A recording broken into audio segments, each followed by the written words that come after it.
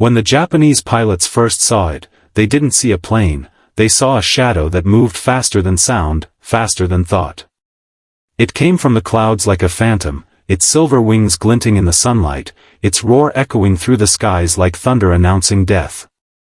They called it the monster. Not because it was ugly, but because it was unstoppable.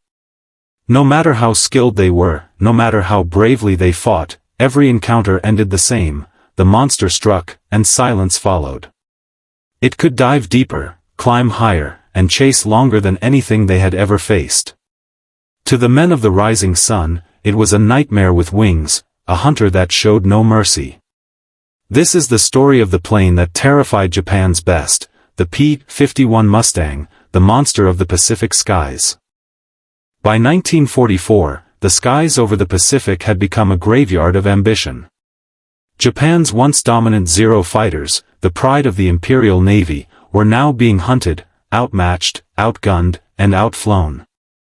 The war that began with surprise and confidence was turning into a desperate struggle for survival. And then, from across the ocean, came a new predator, sleek, silent, and merciless. The P-51 Mustang. What began as a simple escort fighter quickly became something far greater, a weapon of precision and terror. It wasn't just faster, it was relentless. With the range to reach Japan's homeland and the power to crush anything in its path, it turned the air war into a one-sided massacre.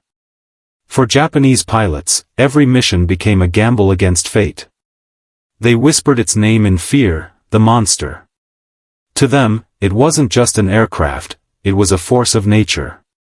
This is not just the story of a machine, but of the men who faced it, and of how one aircraft came to define the end of Japan's empire in the skies.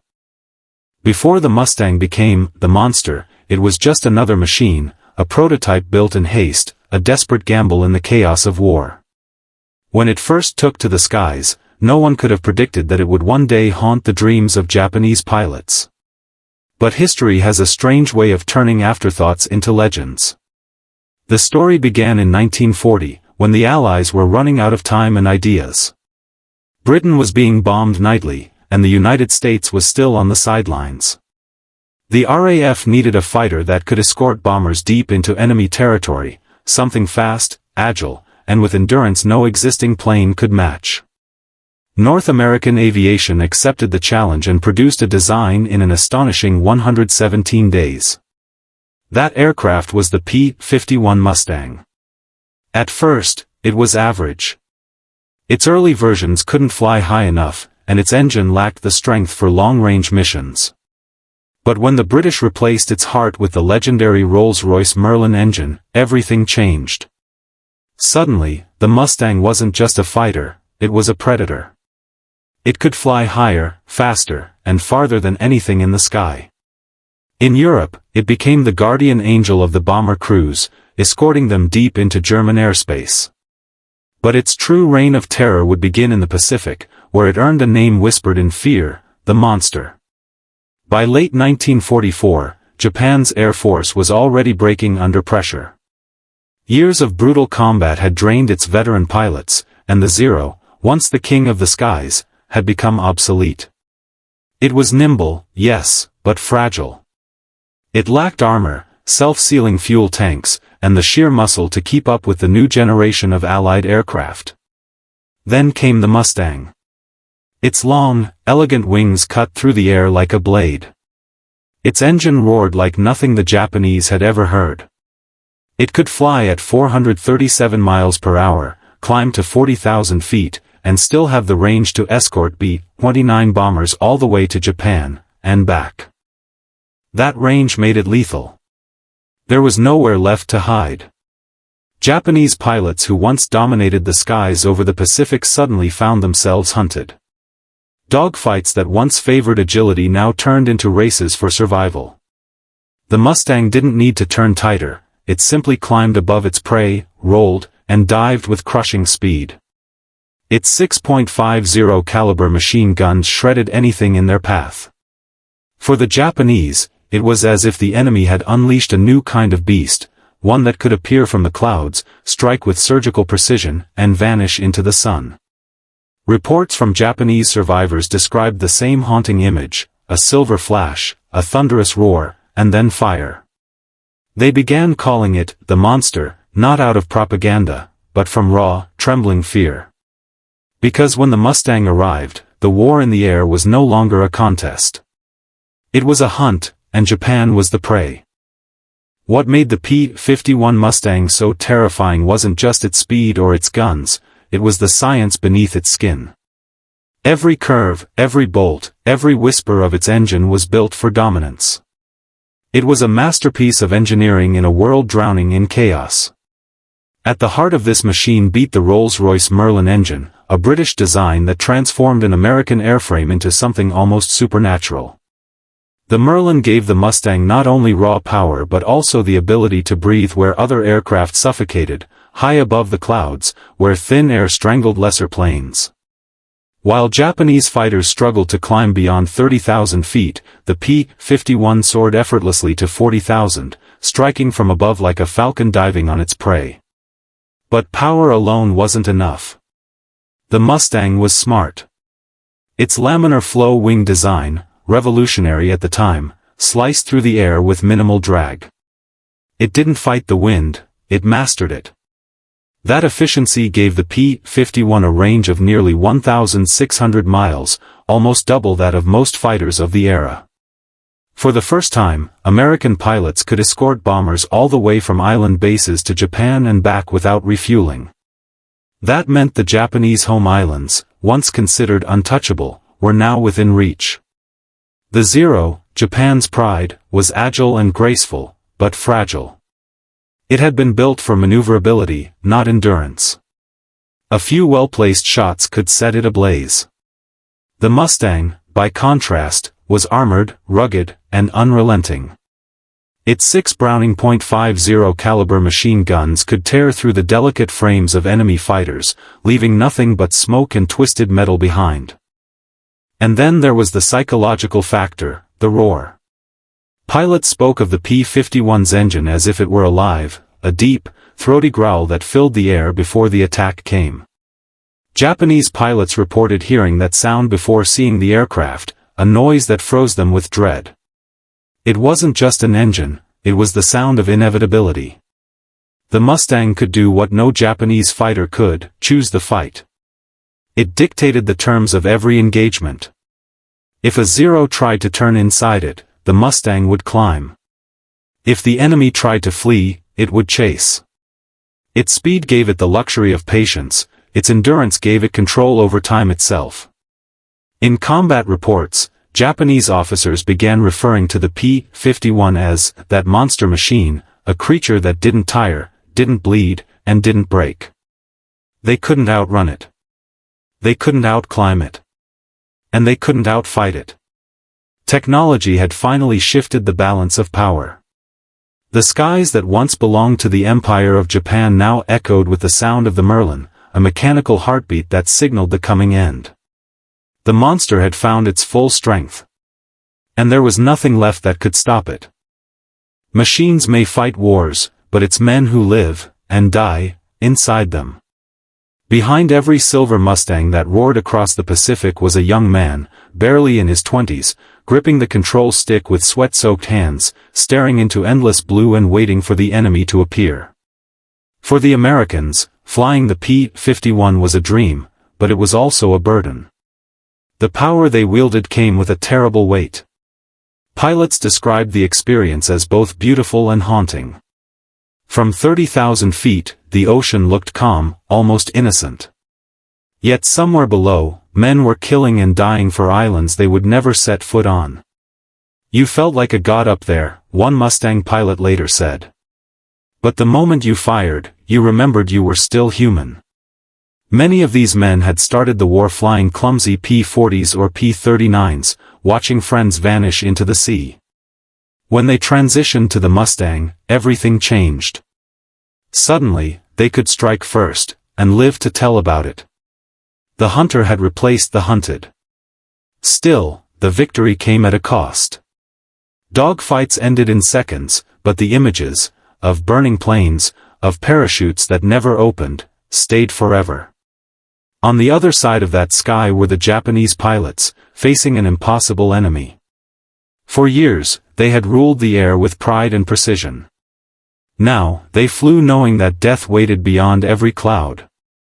Many were teenagers, barely trained, sent up in outdated machines against an opponent they could not match. To them, the P-51 was not just an aircraft, it was fate itself, descending from the heavens. Some Japanese diaries recovered after the war told of pilots writing farewell notes before missions. They knew the odds. "If I see the silver monster today," one wrote, "I will not return." Their courage was real, but courage alone could not fill the gap between old and new, between desperation and dominance. For the Mustang pilots, the fear was different, not of dying, but of losing their souls. They watched their enemies fall in flames, and some whispered a quiet prayer. They didn't hate the men they fought, they pitied them. Because deep down, they knew that the young man in the Zero was no different, just another soldier trapped in a machine built by someone else's ambition. As the war dragged on, both sides came to understand a bitter truth: technology decides who wins, but humanity decides who is remembered. The Mustang's legend was built on speed and steel, but its legacy was carried by the hearts of those who flew it, and those who faced it. In the end, the monster was more than metal. It was the reflection of what war does to men: it turns heroes into hunters, and fear into legend. By early 1945, the war in the Pacific had shifted beyond recognition. Japan's empire was shrinking, its cities burning, its skies no longer its own. The American bombers, the massive B-29 superfortresses, were now striking deep into the Japanese mainland. But what made those bombing runs possible wasn't just the courage of their crews. It was the presence of the P-51 Mustang, circling above like avenging angels, ready to tear apart anything that dared approach. For the first time, the U.S. had complete air superiority over Japan. The Mustang had the range to escort bombers from distant island bases like Iwo Jima and Saipan all the way to Tokyo and back. It was a game-changer, the final nail in Japan's aerial coffin. Without protection, B-29s had once been easy prey for Japanese interceptors. But once the P-51s joined them, the kill ratio turned catastrophic for Japan. Japanese airfields were no longer sanctuaries. Mustangs swept across the homeland in low-level strafing runs, destroying parked aircraft, fuel depots, and hangars. The once mighty Imperial Air Service could barely take off before being annihilated. The Zero, once a symbol of supremacy, now lay in ruins across the runways of Japan's shattered air bases. It was during these missions that Japanese pilots fully realized the hopelessness of their situation. Many barely had the fuel to climb before Mustangs were upon them. The sky, once a place of honor and skill, had turned into a slaughterhouse. They called it the time of the monster. One Japanese pilot, who survived being shot down near Yokohama, later said, "When you saw the silver wings of the Mustang, you didn't think of fighting, you thought of dying." The psychological impact was devastating. The Imperial Command tried to rally their forces with talk of sacrifice and destiny, but deep down, the pilots knew the truth. The age of the Zero had ended. Meanwhile, for American pilots, the missions grew colder, more mechanical. Meanwhile, for American pilots, the missions grew colder, more mechanical. What began as vengeance for Pearl Harbor had become methodical destruction. They watched the Japanese air defenses crumble and felt no joy, only exhaustion. They had won the skies, but at the cost of their own innocence. The Mustang's dominance didn't just destroy Japan's air force, it crippled its will to fight. With the skies lost, the Empire's islands were exposed, its industry strangled, its morale shattered. The P-51 had become more than a fighter, it was a symbol of inevitability. Every roar of its Merlin engine was a reminder to Japan that the war was closing in, that the world they had once ruled from the sky was collapsing around them. And as Tokyo burned beneath the wings of American bombers, the Japanese knew that the monster had done its work. The Empire's death had come not from the sea, nor the bomb, but from the sky. When the war finally ended in August 1945, silence returned to the Pacific skies, but it was a silence haunted by the echoes of the Mustang. Japan lay in ruins, its cities scorched, its airfields buried under twisted metal. The once proud Zero, symbol of Japanese mastery, sat lifeless beside wrecked hangars, its spirit broken. And overhead, the silver wings of the P-51 Mustang gleamed in victory. The monster had done more than win battles, it had rewritten the laws of air warfare. Before the P-51, air superiority depended on numbers, geography, and luck. After the P-51, it depended on technology, endurance, and precision. It proved that a single design, perfected through innovation and daring, could change the course of a global war. The Mustang's combination of range, speed, and firepower made it the blueprint for the future of aviation. Every modern fighter jet, from the F-86 Sabre to the F-22 Raptor, carries a fragment of its DNA. But its legacy wasn't just mechanical. It was psychological. The P-51 became a symbol of dominance and fear. For American pilots, it represented salvation, the aircraft that finally gave them control of the sky. For Japanese pilots, it was the face of inevitability, a reminder that courage without power is tragedy.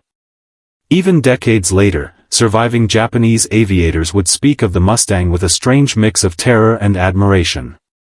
It was not a machine, one said, it was a spirit, a living thing that came for us. And perhaps that's why it earned the name, the Monster.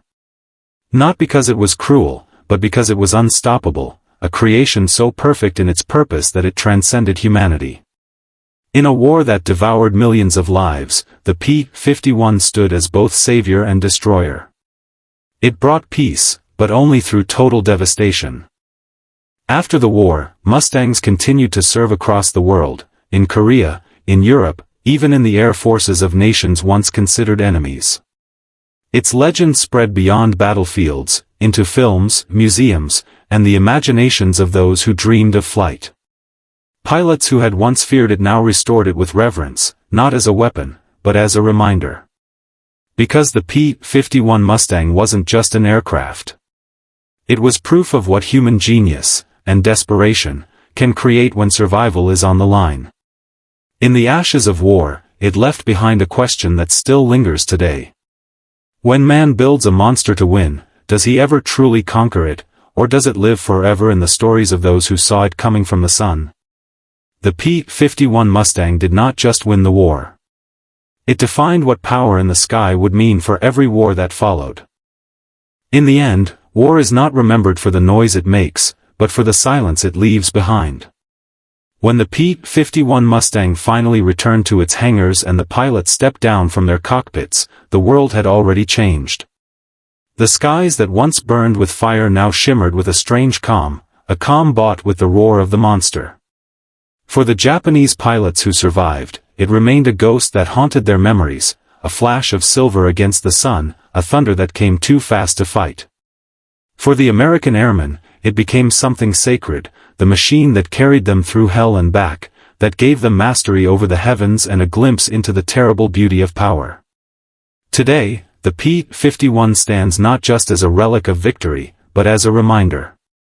A reminder that every monster in history is born from fear, and from the will to overcome it.